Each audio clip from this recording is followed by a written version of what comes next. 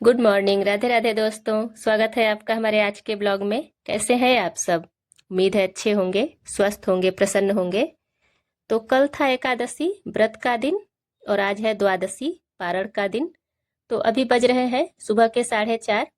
तो वैसे तो मेरी नींद खुल गई थी 4 बजे ही, लेकिन फिर मैं थोड़ा सा लेट उठी हूँ और फिर मैं लग गई थी साफ सफाई के काम में। तो झाड़ू लगाया, पोछा लगाया और जो भी डस्ट वगैरह था वो सब कुछ साफ किया। और यह सब कुछ करने के बाद फिर मैं चली गई थी नहाने के लिए। और फिर मैंने कंघी किया, तैयार हुई। क्योंकि बड़े बुजुर्ग ऐसा कहते हैं कि नहाने के बाद, शादीशुदा महिलाओं को नहाने के बाद पूरा श्रृंगार करके तैयार होकर ही पूजा पाठ करना चाहिए। तो फिर मैंने अपने लड्डू को जगाया, उनका स्नान करवाया, तैयार किया, फिर पूजा किया और अपने लड्डू को दूध का भोग लगाया। और आज द्वादशी है तो आज चावल का भोग जरूर लगाया जाता है लड्डू गोपाल को। तो अभी मेरी खिचड़ी बन रही है और जो खिचड़ी मैं अपने लड्डू गोपाल को अर्पित करती हूँ वही प्रसाद खाकर मैं अपना व्रत तोड़ती हूँ। और ऐसा कहा जाता है कि एकादशी व्रत के जो नियम होते हैं वो 10वीं से ही शुरू हो जाते हैं। जैसे 10वीं को चावल नहीं खाया जाता और शाम का खाना सूर्यास्त से पहले ही खा लेना चाहिए। और उसके बाद फिर तब एकादशी का व्रत रखते हैं। और फिर द्वादशी को सही समय पर पारण करने के बाद ही व्रत पूरा होता है। तो आज द्वादशी है तो आज भी तुलसी माता को जल नहीं चढ़ाया जाता है।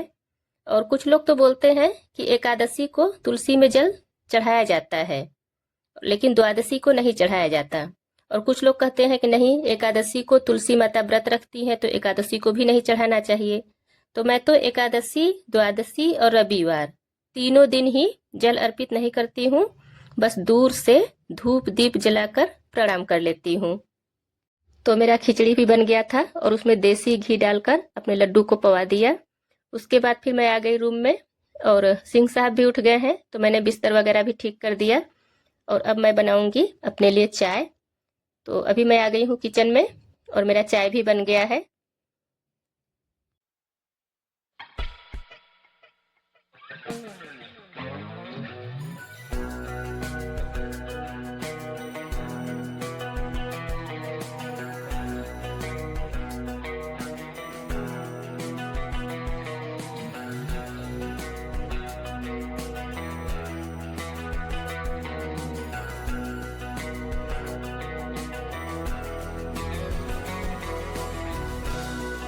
और सच कहूँ तो व्रत रखना केवल धार्मिक परंपरा और पूजा पाठ तक ही सीमित नहीं है।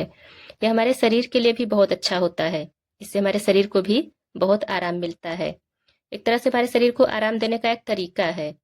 जब हम सात्विक भोजन करते हैं, हल्का भोजन करते हैं, तब हमारे पाचन तंत्र को आराम मिलता है। और हमारे शास्त्रों में जो भी बातें कही गई हैं उनके पीछे एक गहरा अर्थ होता है। जैसे एकादशी को अनाज नहीं खाना चाहिए, फल खाना चाहिए। तो इससे हमारे पेट को, हमारे पाचन तंत्र को आराम मिलता है। और डॉक्टर भी कहते हैं कि कभी कभी हल्का उपवास या फलाहार करना चाहिए।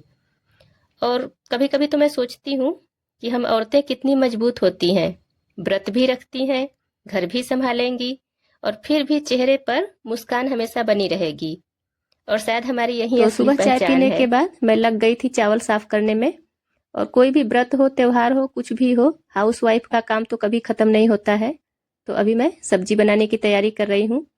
और आजकल जो हरा धनिया आता है और वो जो हरा लहसुन, उसकी पत्तियां आती हैं, लहसुन की पत्तियां, उसको पीस कर डालती हूँ मैं किसी भी सब्जी में तो मुझे इतना अच्छा लगता है कि क्या ही बताऊं। उसका जो महक होता है, जो उसकी सुगंध होती है, किसी भी सब्जी में डाल देती हूँ तो मुझे उस सब्जी का टेस्ट ही बढ़ जाता है। तो आजकल तो मैं सारी सब्जियों में पीस कर ही डालती हूँ, मुझे बहुत अच्छा लगता है। क्योंकि आजकल वो लहसुन की पत्ती मिल रही है, हमेशा तो मिलता नहीं है। हमारे यहाँ तो घर से ही आता है और हर मौसम में तो नहीं मिलता है। तो मुझे वो बहुत अच्छा लगता है। तो उसके बाद फिर मैं सलाद वगैरह काट के रख लेती हूँ। और अभी कपड़े भी बहुत सारे धुलने हैं क्योंकि अब मौसम बदल रहा है। तो जैसे ही मौसम चेंज होता है तो ऐसा मन में आता है कि कितना जल्दी से जल्दी सारे कपड़े धुल के रख दिए जाएं। जो भी स्वेटर वगैरह होता है, ठंडी वाले कपड़े, उनको देख करके ही लगता है कि बस इनको जल्दी से हटाओ, इनको धुल कर रखो। तो आजकल कुछ ज्यादा ही कपड़े हैं क्योंकि थोड़े थोड़े करके धुले जाएंगे तभी फिर हो पाएंगे, एक दिन में तो हो नहीं पाएगा। तो आज मैंने कुछ कपड़े धुले थे ठंडी वाले। और छत पे बहुत तेज हवा चल रहा था तो छत पे जाने का मन नहीं किया कि कौन छत पे जाए और डाले। तो ज़्यादा धूप तेज होता है और कपड़े भी उड़ जाते हैं, तो मैंने सबको बालकनी में ही डाल दिया और बहुत अच्छे से सब सूख जाते हैं आजकल। उसके बाद फिर मैं बनाऊंगी अब रोटी। तो आज के ब्लॉग में बस इतना ही। अगर आपको वीडियो पसंद आए तो वीडियो को लाइक कीजिए और चैनल पे पहली बार आए हैं तो चैनल को सब्सक्राइब करना ना भूलें। मिलते हैं फिर अगले ब्लॉग में। राधे राधे।